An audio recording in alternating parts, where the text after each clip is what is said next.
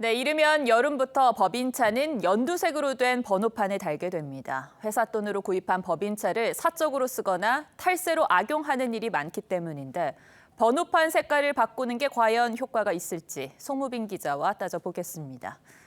송 기자, 무늬만 법인차인 경우가 많습니까? 네, 그렇습니다. 페라리, 람보르기니, 맥라렌을 3대 슈퍼카 브랜드라고 하는데요. 우리나라에 있는 이 브랜드 차량 10대 중 8대가 법인차입니다. 예. 특히 3억 원이 넘는 맥라렌 같은 경우는 지난해 12월까지 395대가 팔렸는데 이 가운데 80%인 313대가 법인차였습니다. 슈퍼카를 회사 일을 할 때는 쓸 것 같지는 않은데요.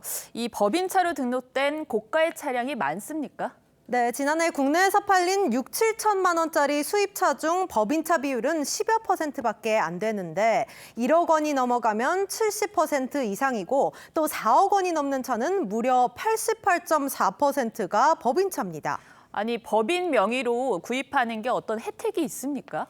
네, 금전적인 이득이 분명히 있기 때문에 법인차가 늘고 탈세 온상이 되는 건데요. 법인차는 구입비와 보험료, 유류비 등을 모두 법인이 부담하고 세금 감면 혜택까지 받을 수가 있습니다. 업무용 차량 경비는 연간 최대 800만 원까지 인정받을 수 있고 운행 기록부를 작성하면 최대 1,500만 원까지 경비 처리가 가능합니다. 이런 꼼수 혜택을 막으려고 정부가 내놓은 게 연두색 번호판인 거군요.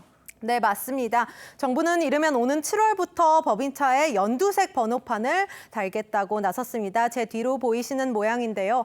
지금은 법인차 관련 규제가 차량 사용 일지를 적도록 해서 공적 사용과 사적 사용을 구분하는 정도였는데 사실상 검증할 방법이 없습니다. 그래서 아예 눈에 잘 띄는 전용 번호판을 도입해서 나는 회사차입니다라는 일종의 명찰 효과로 윤리의식을 높이겠다는 겁니다. 명찰을 달면 책임감이 조금 생기기는 하겠지만 그렇다고 해서 개인적인 사용을 막기에는 조금 허술해 보이는데요. 네, 맞습니다. 단순히 번호판을 바꾼다고 해서 근본적인 문제 해결이 될 수 없다는 지적이 많습니다. 우선 번호판이 연두색이라고 해서 지금 이 차가 업무를 보고 있는 건지 아니면 개인적인 용무를 보고 있는지 알 수가 없고 네. 운전자도 그 회사 직원인지 아니면 오너의 가족인지 모른다는 거죠.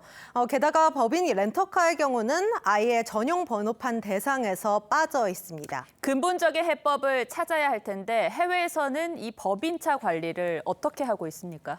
네, 미국의 경우에는 임직원용 법인차는 누가, 언제, 또 얼마나 탔는지 운행장부를 국세청 등에서 엄격하게 감독하고 있고 예. 싱가포르 같이 법인차 자체를 아예 금지하는 나라들도 있습니다. 전문가 이야기 들어보시죠. 구입 단계, 운영 방법 그 두 가지 부분들을 1단계, 2단계식으로 잡아놓고 운영비에 대한 것들은 연말 정산할 때 감사한다든지 크로스 체크하게 되면 네, 도로에서 눈치는 보겠지만 양심에 맡기기에는 제도에 좀 구멍이 많아 보이네요. 송 기자 잘 들었습니다.